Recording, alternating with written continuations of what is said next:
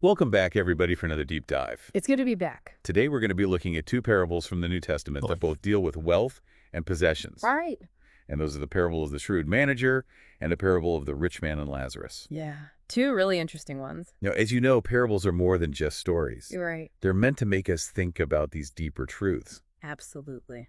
So that's what we're hoping to do today. Yeah, we're going to unpack these stories layer by layer. Okay, let's jump right in. Okay. Let's start with the shrewd manager. Right. This parable has always intrigued me because it seems like Jesus is praising this guy who's, well, not exactly ethical. It's a very curious one, isn't it? What are your thoughts on that? I think to understand it, we need to consider the historical context. Okay. Debts were a huge part of life back then, Yeah. and favors were a kind of currency. Right. So the manager facing unemployment, he cleverly uses this system to his advantage. Okay. And, securing a safety net for himself. So he's kind of thinking ahead. Exactly. But what I find interesting is that Jesus uses this seemingly shady situation to teach about eternal rewards. Mm-hmm. He says to use worldly wealth to gain friends for yourselves, Yeah. so that when it is gone, you will be welcomed into eternal dwellings. Right. I've always been puzzled by that idea of gaining friends in heaven with earthly wealth. Yeah. How do you understand this in a practical sense? It's a thought-provoking concept, isn't it? Yeah. I don't think it's about a literal transaction, but rather about how we use our resources to build relationships. Okay. And, make a positive impact. Right. Just as the manager invested in his future security, we are encouraged to invest in things that have eternal value. Yeah. Kindness, generosity, compassion. So it's more about investing in those qualities, those actions, Exactly. rather than focusing solely on material gain. Precisely. You mentioned in your notes that you're fascinated by this concept of serving two masters. Yeah, it's a really interesting one. This parable really highlights that tension, doesn't it? It does. The shrewd manager, while clever, ultimately chose self-preservation. Right. It makes you wonder, who are we truly serving with our actions? That's a great point. And speaking of challenging choices, this parable seems to directly confront the Pharisees, who were known for their love of wealth. Yes. Why do you think the story bothered them so much? Their reaction speaks volumes, doesn't it? Yeah. The Pharisees were the religious elite, Right. accustomed to a certain level of comfort and status. Mm-hmm. Jesus, through this parable, was turning their worldview upside down. Wow. He was suggesting that what the world values, money, power, Right. might not align with what's truly valuable in God's eyes. It's a stark contrast, for sure. Absolutely. And it leads us perfectly into our next parable, Yeah. the story of the rich man and Lazarus, Okay. which paints an even more vivid picture of this divide Yeah. between material wealth and spiritual values. Now that we've seen how the shrewd manager navigates the world of earthly wealth, let's explore a parable that takes us beyond this life to the realm of eternal consequences. Okay. In this story, we encounter two characters living in completely different realities. Yes. The contrast is striking. It is. On one hand, you have the rich man clothed in purple and fine linen, feasting lavishly every day. Yeah. And on the other, you have Lazarus, a beggar, covered in sores, Right. longing for scraps from the rich man's table. The imagery is so powerful. It is. The purple dye, as I read in your research, was incredibly expensive back then, Oh, yeah. symbolizing royalty and extravagance. Absolutely. And then you have Lazarus's sores, a stark representation of suffering and poverty. Absolutely. The details are deliberate, Yeah. highlighting the vast gulf between them, not just physically, but also symbolically. Right. The rich man's focus is on his own comfort and pleasure, while Lazarus is utterly ignored and forgotten. And then things take a dramatic turn in the afterlife. They do. The beggar dies and is carried by angels to Abraham's side, Right. a place of peace and comfort. Yes. Meanwhile, the rich man finds himself in torment, separated from Abraham by a great chasm. Wow. The reversal of destinies in the afterlife is one of the most striking elements of this parable. It really is. What do you think is the significance of this dramatic shift in power dynamics? The great chasm is a powerful image, isn't it? Yeah. It suggests that there's a point of no return, Right. a finality to our choices in this life. And it's interesting how the rich man, even in torment, Yeah. still seems fixated on his earthly concerns. Right. He begs Abraham to send Lazarus to warn his brothers, Mm-hmm. to prevent them from suffering the same fate. To change their ways. And Abraham's response is key here, isn't it? It is. He reminds the rich man that they already have Moses and the prophets, Right. essentially God's word, Hmm. to guide them, To guide them. but they've chosen to ignore it. So it's not just about having access to knowledge, but about heeding it, Right. putting it into action. Exactly. Both of these parables, while different in their narratives, highlight the consequences of prioritizing material wealth over spiritual values. Yes. The shrewd manager, despite his cleverness, ends up serving himself. Mm-hmm. And the rich man, consumed by his possessions, fails to see the true needs around him.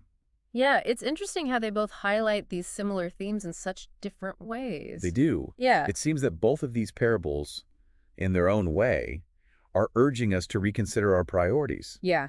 We're being asked to look beyond that allure of material wealth and consider what truly matters. I think that's a great observation. You know. These stories aren't just abstract lessons from a bygone era. Right. They speak to the human condition in a profound way. Yeah. We all face choices about how we use our resources, our time, our energy. Right. Are we investing in things that will ultimately fade away? Right. Or are we building something that will last? You know, in your research, you mentioned how some scholars interpret the eternal dwellings. Yes. Not as a literal place, but as a metaphor for the kind of life we're building through our actions. Right. What are your thoughts on that? That's a fascinating perspective. Yeah. It aligns with the idea that our choices have ripple effects that extend far beyond our immediate experience. Okay. The things we prioritize, the values we embody, Mm-hmm. these become the building blocks of our legacy, so to speak. That makes me think about the serving two masters idea again. Right. It's not just about choosing between money and God, right? No. It's about recognizing those competing forces within ourselves. Absolutely. The desire for security and comfort versus the call to something greater than ourselves. Exactly. It's a universal struggle. Right. And these parables offer a framework for navigating that tension. Okay. They remind us that we can't serve two opposing forces wholeheartedly. Right. Something has to give. It's interesting how both parables use such vivid imagery to convey their message. Yes, they do. The shrewd manager manipulating debts, Right. the rich man and his finery, Mm-hmm. Lazarus covered in sores. Yeah. These details make the stories come alive. Absolutely. Parables are designed to engage your imagination, to make us feel the weight of the choices being presented. Yeah. It's not just about intellectual understanding. Right. It's about an emotional and even visceral response. And I think that's what makes them so relevant, even today. I agree. They tap into those deeper questions about meaning and purpose that we all wrestle with. I completely agree. And when you connect these parables to the idea of investing in the things that matter, Yeah, it takes on a whole new dimension. it does. You mean how the shrewd manager invested in his future security, even if through questionable means? Yes, but think about it. He recognized that his current position wouldn't last. Right. He needed to secure his future. The parable challenges us to consider, Yeah. what are we doing to secure our own future, not just in a material sense, but in a way that aligns with our values. So it's not necessarily about renouncing all material possessions, but about using them wisely Yes, as tools to build something more meaningful. precisely. It's about shifting our focus from accumulation to contribution. Okay. What kind of impact do we want to have on the world? Right. How can we use our resources, our talents, our time to make a difference? This makes me think about your point about the eternal dwellings as a metaphor. Yeah. What if those dwellings represent the kind of world we're creating through our choices?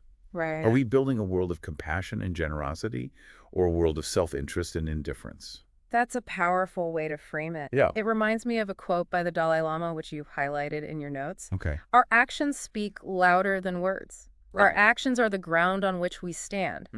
These parables challenge us to consider the ground on which we're standing. Okay. Are we building a foundation that will endure? It's a thought-provoking question for sure. It is. And it brings us back to the central theme that runs through both of these parables, the tension between worldly wealth and spiritual values. Right. How do we find that balance? That's the question, isn't it? Yeah. How do we live in a material world without losing sight of what truly matters? That's the million-dollar question, isn't it? It is. And I don't think there's a simple answer. No. But these parables, I believe, offer some valuable clues. Okay. They remind us that our worth isn't tied to our possessions. Right. They encourage us to use our resources for good, to invest in relationships, in acts of kindness, in building a more just and compassionate world. It's interesting how these seemingly simple stories can spark such profound reflections. They really can. And I think that's the power of parables. They invite us to engage with these deeper truths in a way that feels personal and relevant.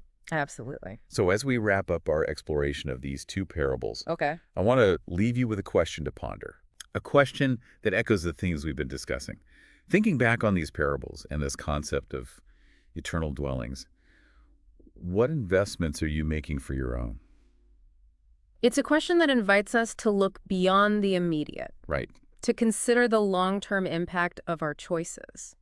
What are we building with our lives? Yeah. What legacy are we leaving behind?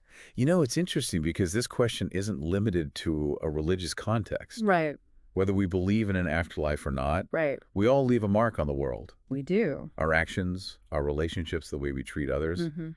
these things have a ripple effect that extends far beyond our own lifespan. I think that's a beautiful way to put it. Yeah. It's a reminder that our lives have meaning, that we have the power to create something that will outlast us. And these parables, in their own way, provide a blueprint for building a life of meaning. Right. They challenge us to be shrewd, not just with our finances, but with our time, our energy, our compassion. Absolutely. They remind us that true wealth isn't measured in possessions, but in the impact we have on others. I've always found it interesting that both parables emphasize action. It's not enough to simply acknowledge these truths. Right. We're called to embody them, to live them out in the world. Exactly. Yeah. The shrewd manager took action even if it was for his own benefit. Right. And while the rich man failed to act, his story serves as a cautionary tale. It does. It reminds us that inaction can be just as impactful as action, but with potentially negative consequences. Thinking back on your research, one thing that struck me was this idea of investing in relationships. The shrewd manager invested in relationships to secure his future. Right. How do you see that concept playing out in a broader sense? Okay. What does it mean to invest in relationships in a way that builds a lasting legacy? I think it comes down to recognizing the inherent value of human connection. Yeah. It's about prioritizing quality time, deep listening, genuine empathy. It's about showing up for people, being present in their lives, offering support without expecting anything in return. It's about recognizing that our relationships are the most valuable assets we possess. They enrich our lives in ways that material wealth never can. And when we invest in those relationships, we're not just building a personal legacy, we're contributing to a collective one. Right. We're creating a world where connection, compassion, and kindness are the foundations of a meaningful life. I think that's a powerful takeaway. Yeah. And it brings us full circle to the question we posed at the beginning. What investments are you making for your own eternal dwelling? Right. It's a question that stays with us long after we've finished exploring these parables. Yeah. It's a question that invites us to live with intention, to make choices that align with our deepest values, and to strive to leave the world a little bit better than we found it. Well, thanks for joining us on this deep dive. It's been a pleasure. We hope this exploration has sparked some new insights and inspired you to reflect on your own journey. I think so. Remember, the parables are more than just stories. Absolutely. They're